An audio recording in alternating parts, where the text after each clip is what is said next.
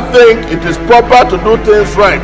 CC was for a more enlightened understanding by members. Former Enugu Rep Deputy Minority Leader Honorable Toby Okechukwu has been a beacon of hope and progress in Nigeria. He has consistently worked towards improving the lives of Nigerians, ensuring equity resource distribution, and fighting for the rights of the less privileged. Honorable Toby's advocacy for transparency and accountability in government has been reflected in his active participation in legislative debates, sponsorship of bills and motions, and collaboration with other lawmakers. He has also played a critical role in Nigeria's economic growth and development, shaping the nation's fiscal policies and creating an enabling environment for businesses to thrive. Toby has exemplified public service, placing the needs and aspirations of his constituents above his. He has also championed policies that seek to uplift the most vulnerable members of the society, improving access to affordable health care, quality education, and basic amenities in rural communities. Passion for social welfare is evident in his work towards reducing poverty and creating opportunities for the less privileged. Honorable Toby's leadership qualities extend beyond his constituency, as he has been a strong advocate for inter-party collaboration and worked tirelessly to bridge political divides. His commitment to transparency and good governance has inspired trusts in his constituents and fellow lawmakers. In an exclusive with UgamaTV, the former deputy minority leader shares his personal experience and journey as a federal lawmaker, as well as his thoughts on the state of the nation. Well, thanks for having me. My name is Toby Okechukwu. I represented Aninri of Oji Federal Constituency in Enugu State. I was deputy minority in the House of Representatives. Well, prior to now, I did my primary school in Awgu and Wellicott. I also did my secondary school at St. Vincent's. Graduated, I had my first degree in University of Calabar, my second degree in Anambra State University of Technology, then University of Lagos, and then I also read in University of Abuja. Prior to entering into politics, I was into business. I worked with an engineering firm where I became business development manager and later on general manager of the company. We did the Phase 3 pipelines project, the 5,000 grid pipeline across the country. We did the various depots across the country alongside other companies. We are participating in quality assurance services as well as engineering, vetting and design and construction supervision. So I eventually had to run my own company. I stayed in Lagos, later on Abuja. Then my entry into politics was right from my school days. We were part of the Liberal Convention, later on NRC. Then, but to enter into particular engagement was when I served as a legislative aide to the economic advisor to the Deputy President of the Senate, Senator Ike Okporomadu, who was then Deputy Senate President of the Senate in the 6th Assembly. In the 7th Assembly, I was part of the House as a member representing my constituency. I was there, I was Deputy Chairman, House Committee on Ethics and Privileges. I was also Chairman, House Committee on Works, and later on Deputy Minority Leader. Presently a private citizen. I think, of course, we did. At the legislative level, in terms of making laws, we passed a number of bills, we initiated a number of bills, we initiated the bill for make School of Dental Technology a degree awarding institution. Presently, they award degrees. They are not only doing dental technology courses, they are doing biomedical engineering, they are training engineers. And we also have initiated bills to make it a university. It was passed by the House and by the Senate. We also, based on that, they looked for expansion, which they have identified a place in all local government, particularly Awgu. So on that score, we were able to do a great deal. We also raised issues particularly regarding the management of our roads, the road network. If you check around, you find out that each time you pass through our roads, particularly federal roads, you have a lot of potholes. So the issue is, how do you maintain these roads? How do you make sure that they are properly, serviced, maintained, developed? And we came up with the Road Fund Bill and Federal Roads Bill. So those bills passed through the House of Representatives and also passed through the Senate.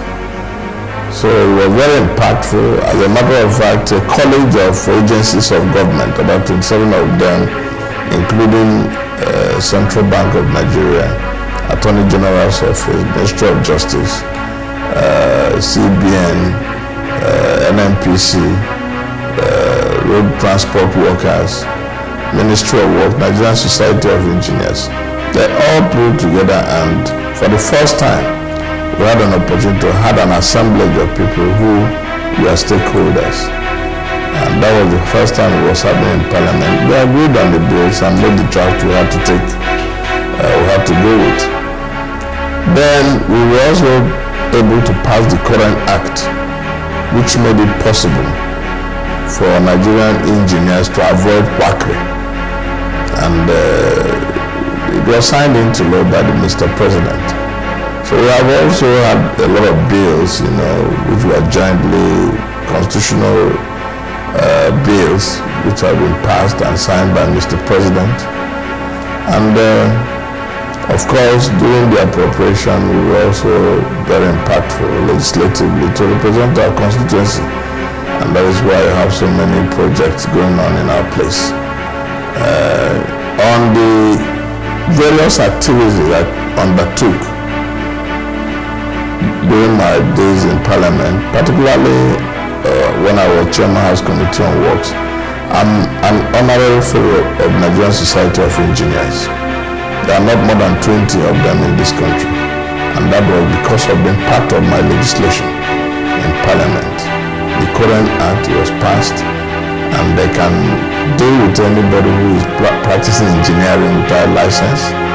They have the opportunity to now raise pupil engineers to the point where they can practice without any fear regarding their level of expertise. These were laws we sponsored and we were able to go through and signed by Mr. President.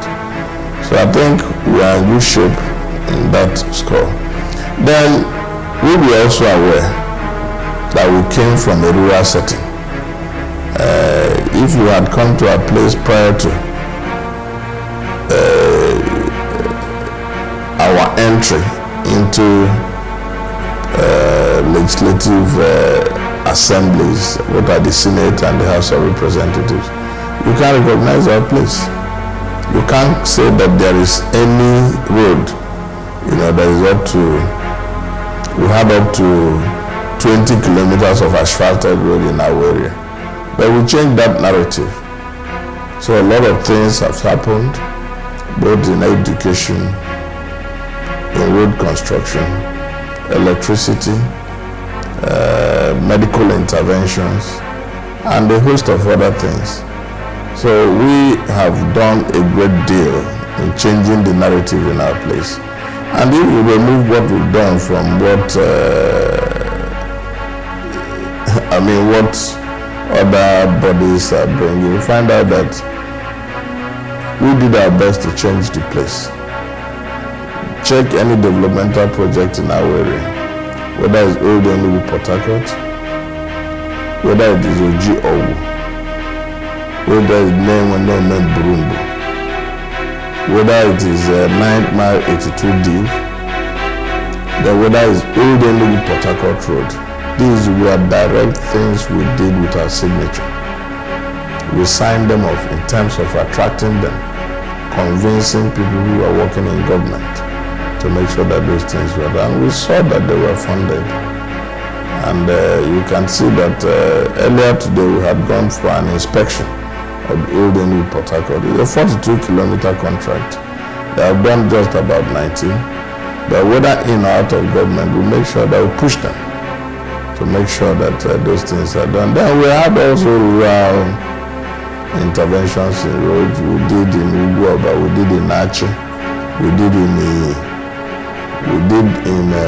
Awgu. In various parts, we also intervened in Aninri. In school intervention, we did in all the communities. So, at a point, we also had to, in education, pay attention, because ours are a lot of, we have a lot of disadvantage. Most of the people who are going to public schools in our place are indigent students. So we needed to make deliberate efforts. And then we intervened in paying their wire fees from up to 4,000 to 5,000 people. We trained their science teachers in cooperation with SEDI. We gave them science kits to make sure they come up to speed. We also printed past question papers for 10 years. Got them to be answered, gave them to students, to all the secondary schools in Enugu West, to make sure they were properly prepared. And we brought their teachers, acquainted them with it. These were tools to make our students do better. And then we gave out instructional materials too. So I think we did our best to change the narrative. And if you talk about roads too, take from Oji Awgu and then even the one going to Ogunta. Most of these roads were started when I was chairman's committee of works, and I did them in concert with our senator, So we've come a long way. We intervened also in other communities across the Enugu state. We'll talk about outside the Enugu state. Within Enugu state, but outside the senatorial district. Then when no Brook comes on stream, we also did 9th Mile 82D. We also occasioned 9th Mile Oraka. And there is no limit to it. We just did the best because we know that you can pass through any of those routes at any time. So it doesn't matter whether you come from there or not, but we are minded in that direction. I think that first and foremost, the most critical legislative agenda for any parliamentarian is the devolution of powers, to make it possible for state governments and local government to take responsibilities. The federal government is taking on too much. In the last constitutional review, we were able to pass an amendment to the constitution, making it possible for states to undertake power projects, for them to deal with issues pertaining to construction of aviation, terminals and the rest. And they can also incorporate companies and run enterprises. So we need to devolve more powers. The most critical challenge we have now is security. Is a major problem, and until you have some level of devolution, the commissioner here doesn't need to get IG's permission to intervene in any criminal activity. If the governor is the chief security officer, he should be through in reality as the chief security officer. So there is need for us to, titrate these powers downwards to make sure that the states have some level of control on activities that go on in their place. When it is much more than they can deal with, then the federal will intervene. They have that. That is how federal federal constitutions run. But when you concentrate so much power to the center, it becomes a dysfunctional government. And before the command and control will be difficult. And that is why you have non-state actors all over the place, giving all manner of orders from here and there, and a lot of killings. But no development can take place, no investment can take place unless you have a secure state. So it is a priority. We tried as much as we could to pass on legislation on state police, on security, and devolution of powers. But the previous government were not willing. They were just not disposed to it. So, they were deaf to such changes. But government is a continuum. The next level should, the Ashwaji government should be able to take that responsibility. Well, the subsidies regime should have gone a long time ago. Some of us we had always maintained that it was it's just like a leech. My mother who is in our mothers who are in the villages, what are they? How many times do they enjoy the subsidy? It's people who have a chain of cars, they go and you go, instead of buying fuel at the real cost, you buy it 1/3 of the cost. And then you are also aiding and abetting trans-border crime, where people buy this in as 150 or 160 per liter, and then across the border they sell it 500 and something, making 3 times the margin. So it was an incentive, and people will come and claim that we are consuming 90 million liters per day. Where, with which industry, with what level of activism? Now the subsidy is being removed, it has come down to 40 million. So you were subsidizing, products up to more than 100% of what the consumption is. So I believe that it's a good policy that should be gone, and it was some of us who insisted that it should not be part of the second half of the budget. From June, it should expire because nobody was going to lose politically. So if you take that money, 6.2 trillion that was meant for subsidy, and you save that money and inject it into road construction, tell me what difference you will not make. It will deal with the infrastructure deficit we have in this country. And you are borrowing money to subsidize. It does not make sense. So I think it's a good policy and should. Then he has also been able to appoint a service chief from Enugu State. That is the color and content of leadership. That's the way it should come. And remembering that, look, this federation is diverse, and you should exploit the diversity and not weaponize it. So when you make sure that you remember every section of the country, it's kudos. Well, I had a great opportunity in the House. Each season or each session of Parliament, I had an opportunity to interact with 360 members. Like I called in my closing remarks when we were playing in my salute to my compatriots who were legislators. I told them if I had 360 professors with different temperament, with different inclinations, with different perceptions, they were able to make me a better person. I knew Nigeria better. So I think I don't want to look back and say what I regret or what I don't regret. There are certain things that are not accomplished, but life continues. Another person is on the saddle, should be able to continue from where I stopped. Our expectation is that they will do better. So I don't have anything to regret. I related with my my constituents well. We had a lot of training for them. We had a lot of exposure to them. We had trained them in Metallurgical Training Institute. I trained a lot of engineers in SEDI. Giving them capacity to practice their trade. And we also taught a lot of our people on how to deal with some of their domestic issues.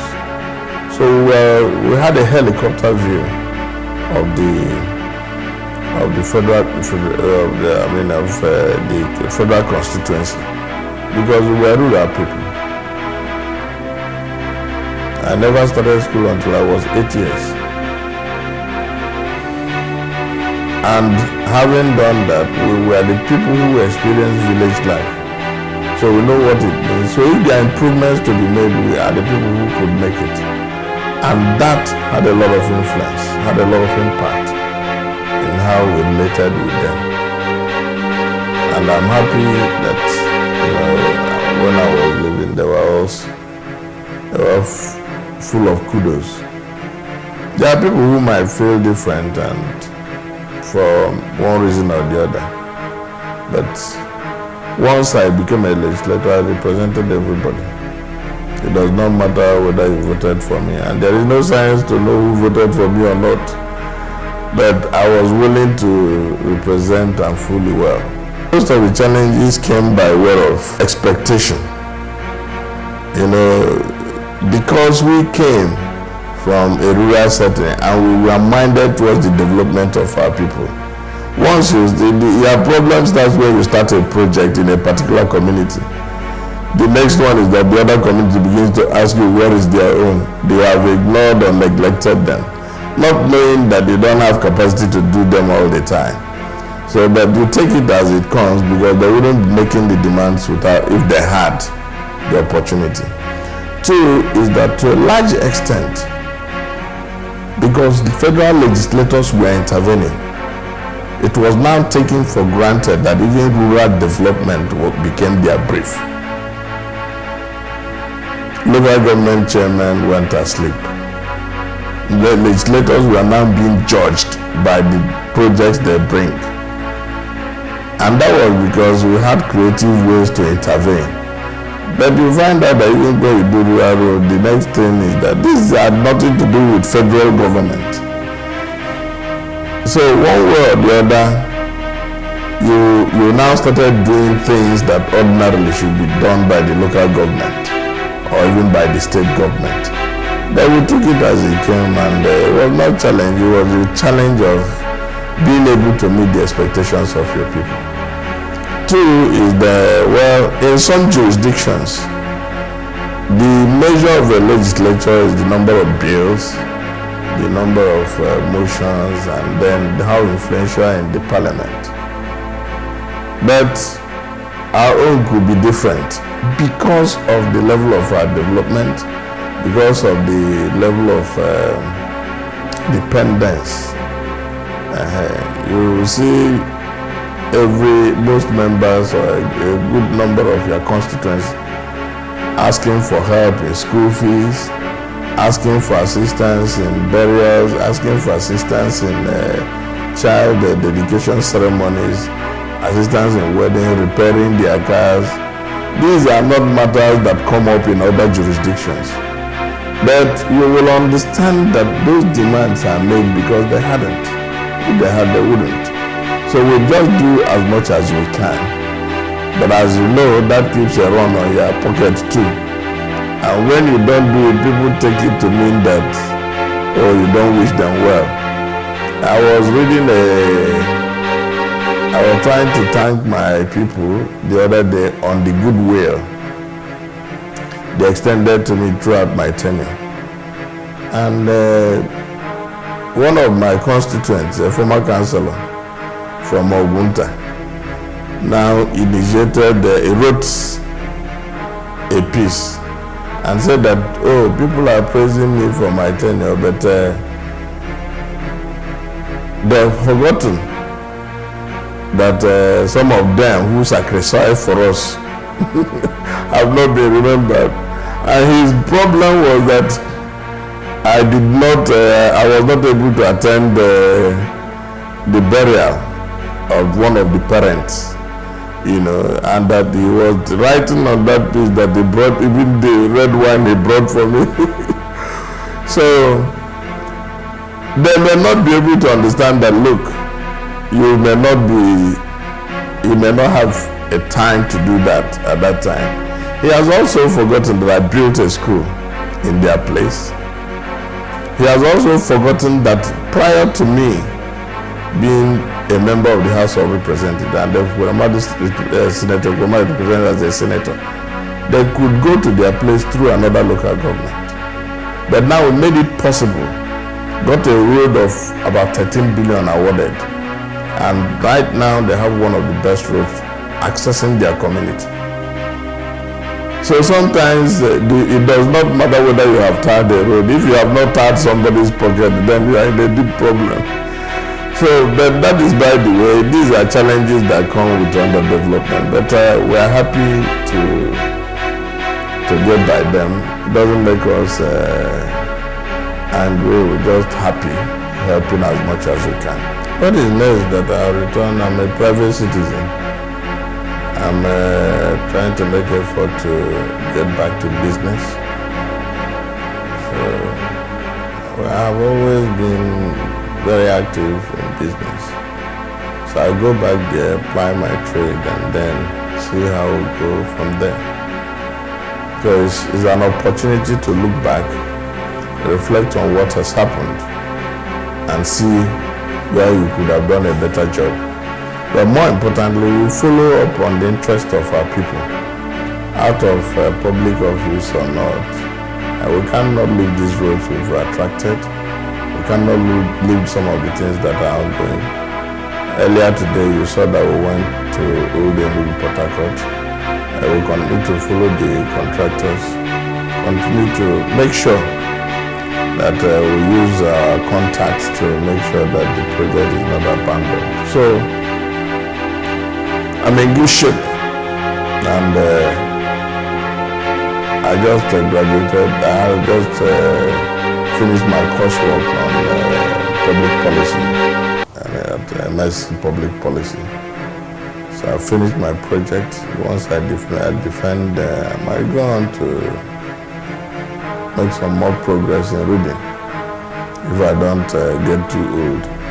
Well, the things he rolled out in his manifesto were enabling, and that is why some of us supported him. So it's our expectation that he follows through and makes sure that they come true. So on that score, I think he's on a good trajectory. Then there has been some effort on making sure of clearing the waste. But you know, waste is an integrated business. There has to be waste management system, a solid waste management.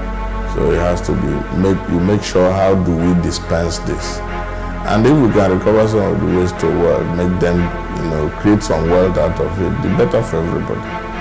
So then the issue of security, that is what governments do, and I'm happy he's chesting out in that direction, because without providing security, there isn't anything you can achieve. No investor will ever come. The aspirations will go out in flames. So our expectation is that our people should be on the same page with him, understanding that, look, he is not doing it for personal gain. He's doing it for our own common good and to increase the wealth of the state. If we want this place to be a destination town in the whole of Nigeria, you got to do it. You don't wish it, you do it. You have to return back to nightlife. You have to return back to a good business culture. What you discover along is that nature abhors vacuum. The people that used to go to Aba, go to Onitsha to patronize them for businesses, they have since migrated and buying things from other places because they know you've worked only 4 times a week. It's too consequential. So I think that, it's still early days. I'm sure before it gets to cruising level, he will be able to tidy up some of the things and interface with stakeholders to make sure, that there are no stumbling blocks to the aspirations he has set for himself and for the government and people of Enugu State. So I think it's still early days and we wish him well. Well, what it has done is that it has unraveled the situation that people are responsive. They respond to stimuli. They now respond to whether a government is good or bad or you're acting as per their wishes. You get the point. And once you have a community or a society on alert, governments do better. But when the community or the general public is absent-minded and take it for granted, once you get that, you would have gotten it. So the idea of labor and our people interrogating processes and making it possible for changes to occur means that they are making choices. They are deliberately making choices. It may not be so good, you may not have this thing, but that means that, look, it is possible that, you cannot take things for granted. So I believe that what happened in the past is a kind of futuristic advice for whoever is getting into government, whether at local government level, at House of Assembly level, at Federal House of Representative level, or at state level or federal level. Whatever you are doing, our people are auditing you. Once a society gets that conscious, you'll find out that their representatives, their governments will be better.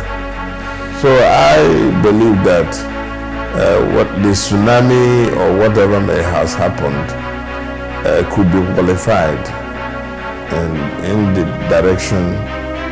There is a group thing that went with it, we're acting. Sometimes you may regret the choices you've made and all that, but the point is that the choice has been made and people can insist on certain tendencies.